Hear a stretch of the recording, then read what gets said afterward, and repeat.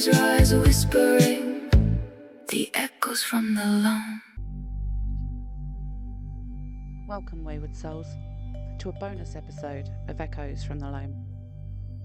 Today we drift into the hush beneath the surface, into the folklore and fact of the drowned cities of Britain, where bells toll through water, where grief settles like silt, and where the land remembers what people try so hard to forget. Before we begin, if you're resonating with the echoes from the loam, please do like, share, follow and comment. Help spread these stories far and wide so they continue for the generations to come.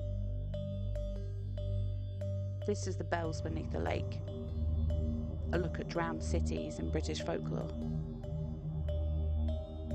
Across Britain, there are stories of places swallowed by water, some by accident, some by consequence, and some through no fault of their own. Entire places erased from maps, villages smothered beneath reservoirs, kingdoms claimed by the sea.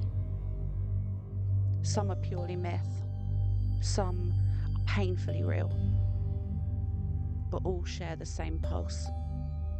A warning ignored, a moral order broken, a flood that silences everything. And sometimes, if you stand very still, the sound of bells still tolling beneath the water. These tales are not just cautionary. They are sites of geographic grief, places where the landscape holds memory like sediment, where water becomes witness, and where silence becomes story. Our descent begins in the Yorkshire Dales, where Semmer water lies long and still, a glacial lake with a legend older than the church that watches from the hillside. They say a prosperous town once stood here. A beggar, though in some tellings a saint and in others Christ himself, asked for shelter. Door after door slammed shut, and only a poor widow welcomed him.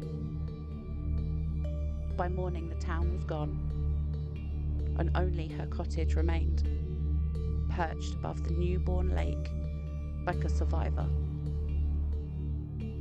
Semmer water is a glacial relic, but the legend gives it moral depth. Kindness floats, cruelty sinks. And on certain nights, locals swear the water, as well as the atmosphere, feels heavier, as if it remembers the weight of the drowned. Further north, near Carlisle, lies Torquay Tarn, a kettle lake carved by ice 10,000 years ago. Folklore insists a wealthy, cruel town once stood here too, and an angel disguised as a beggar wandered its streets, turned away by every door except one. And the widow who fed him was spared, and the rest were swallowed by storm and earthquake. On calm days, some say they can see rooftops beneath the water. Others claim they hear bells ringing from the drowned church, a muffled tolling that rises through Tarn like a warning from another world. Geology explains the lake, but folklore explains the grief. Some drowned cities are older, stranger and far more vast. Off the coast of Cardigan Bay lies Cantra Gwaelod, the Welsh Atlantis, a fertile kingdom protected by seawalls and sluice gates, a land of orchards, temples and music. Its downfall came through Seiddenin, a drunken gatekeeper who failed to close the sea gates during a feast. The ocean rushed in and the kingdom drowned. To this day, people walking the shore at low tide claim to hear bells tolling beneath the waves, and the petrified forest, real, ancient, preserved in peat, rises from the sand like ribs of a long-dead creature. Myth and geology intertwine here, whispering the same truth, that nothing is ever truly lost. Heading south, between Land's End and the Isles of Scilly, lies Lyonesse, a kingdom of Arthurian legend, said to have vanished beneath the sea in a single night. Fishermen claim to hear its bells tolling when the storm rolls in. Some swear they've seen stone walls far below the surface on clear days. Sea levels did rise dramatically here after the Ice Age, and archaeologists have found traces of ancient forests beneath the water. Folklore fills these gaps with sorrow, turning geology into grief. And then there's Dunwich, the real Atlantis of the East. Once one of England's largest medieval ports, Dunwich was devoured not in a single night but piece by piece. Storm after storm tore at its cliffs. Churches collapsed into the sea, streets vanished, graveyards slid from the earth, bones tumbling into the waves. And by the 14th century, storms had taken so much of the town that the chroniclers wrote of the sea eating the land. Today, divers found the remains of buildings beneath the water. Fishermen claim to hear the bells tolling from the drowned churches, and this is not myth. This is history wearing the mask of folklore. And though no precise death toll survives, medieval records speak of entire households lost to sudden collapses, families swallowed in the night. But not all drowned cities belong to the distant past. Some were drowned by human hands in the name of progress, power, and water supply. And though these stories are quieter, they are no less haunting. Derwent in Derbyshire drowned in 1943 to create the Lady Bower Reservoir. Its church spire rose from the water for decades, like a warning finger pointing toward the sky, begging to be remembered. Ashopton drowned alongside it, its streets now silt and shadow. No official death toll was recorded during this flooding, but the emotional toll was immense. Entire communities uprooted, graves exhumed, and memories displaced. Mardale Green in Cumbria flooded in 1935. And in drought years, its stone walls, bridges and gateposts rise again like ghosts emerging from the water. The valley was emptied before the flood, but the loss was profound. A church dismantled stone by stone, a centuries-old community dissolved. And then there is Capel Celyn, one of the most painful drownings in modern British memory. A Welsh-speaking community erased in 1965 to create the Tryweryn Reservoir. Homes, farms, a school, a chapel, all submerged. The village was drowned despite fierce protest. Language displaced, a community scattered, and a wound very much still open. Even today, the words "Remember Trywyn" appear on walls across Wales. A reminder that some drownings are not just folklore but a heartfelt grief. These drowned cities, mythic and real, share a strange, unsettling resonance. In some they offer moral clarity, the wicked punished, the kind spared. And in others offer geographic memory, landscapes holding grief like sediment. They offer symbolic weight, the water as judgment, bells as mourning, silence as consequence.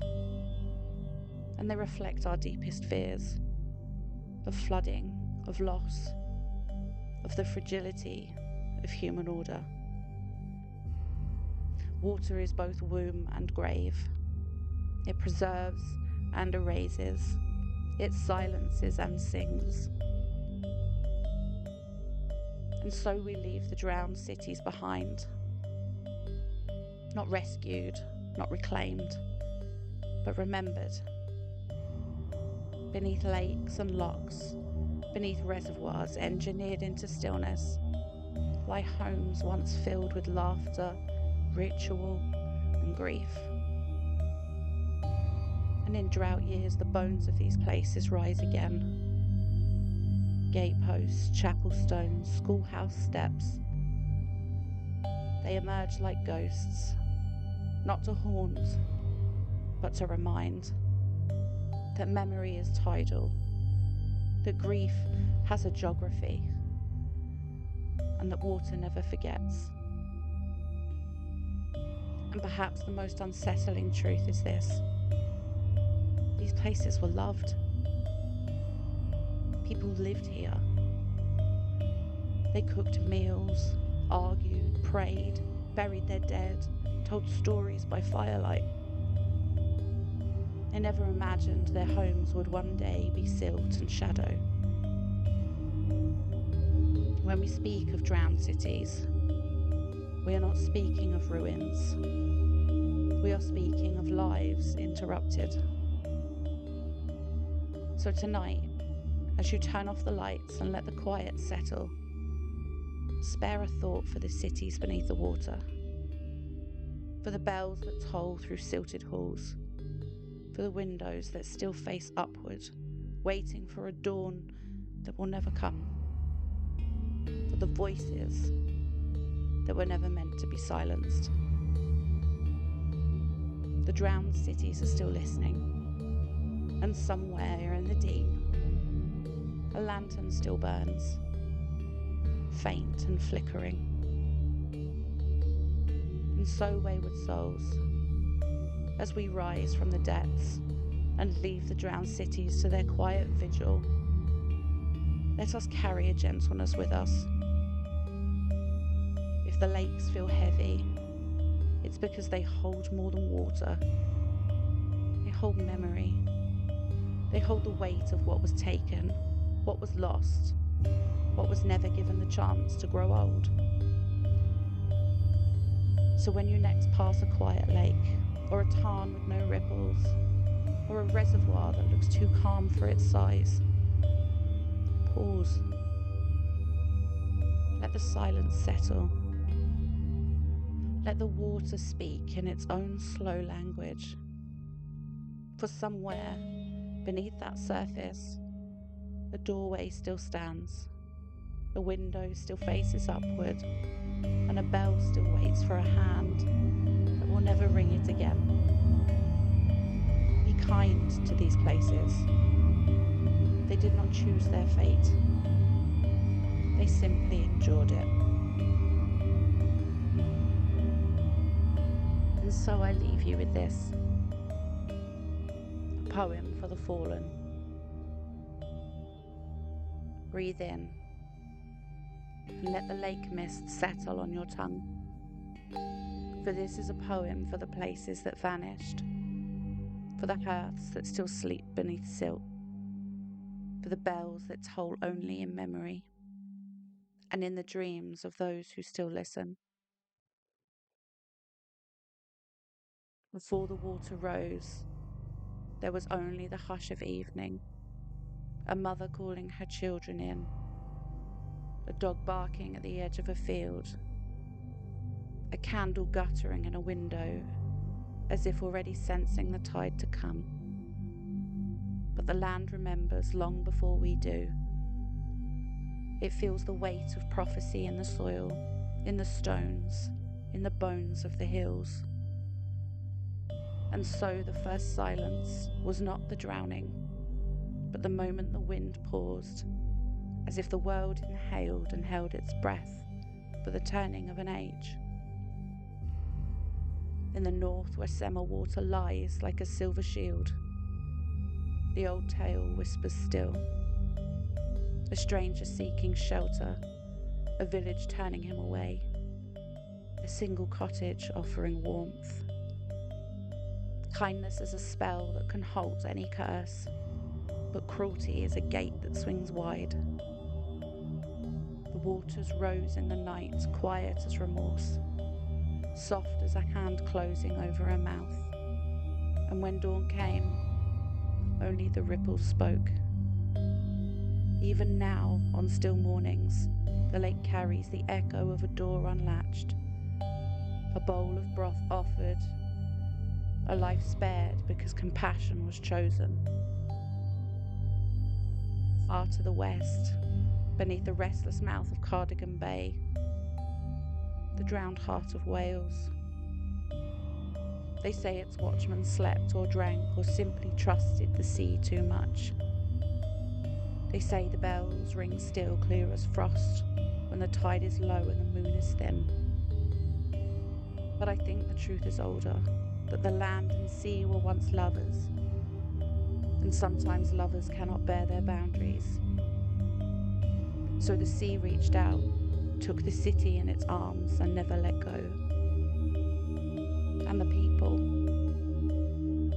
they became tide foam, salt breath, the voices in the waves that call your name when you walk the shore alone.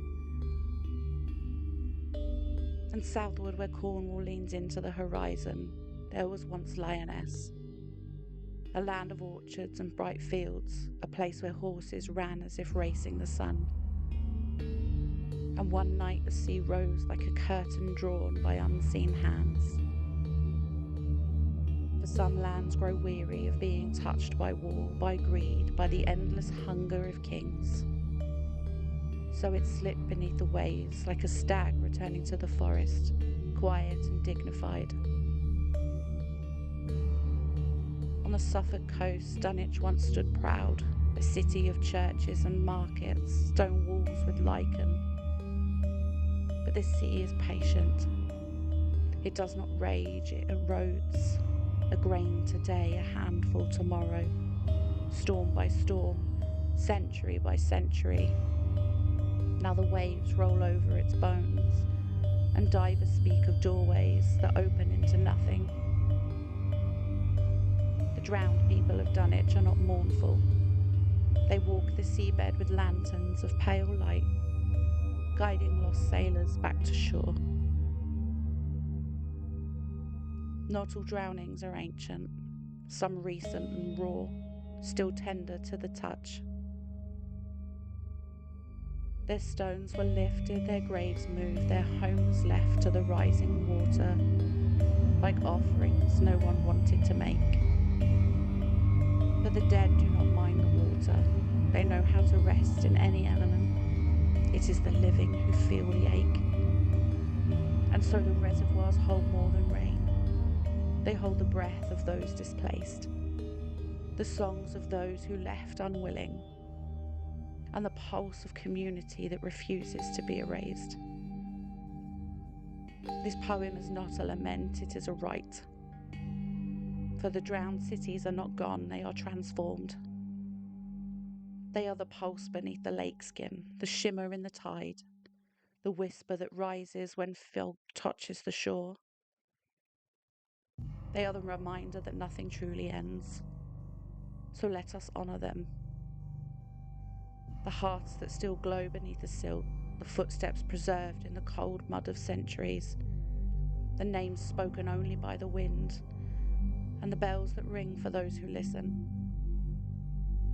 Let us honour the drowned ones, not as tragedies, but as guardians of the deep places. Let us honour the people, their kindness, their failings, their courage, their grief. Waters of memory, waters of mercy, waters that cradle the lost, we speak your names. Semmel Water, Cantrip Gwaelod, Lyoness, Dunwich, Derwent, Ashopton, Mardell Green and Capel-Celyn, and all the others whose names have slipped from the tongue of time. May your stories be carried like lanterns into the dark. May your people be remembered as long as the tide turns. And may your bells ring in the marrow of the world. And may we, the living. Learn to listen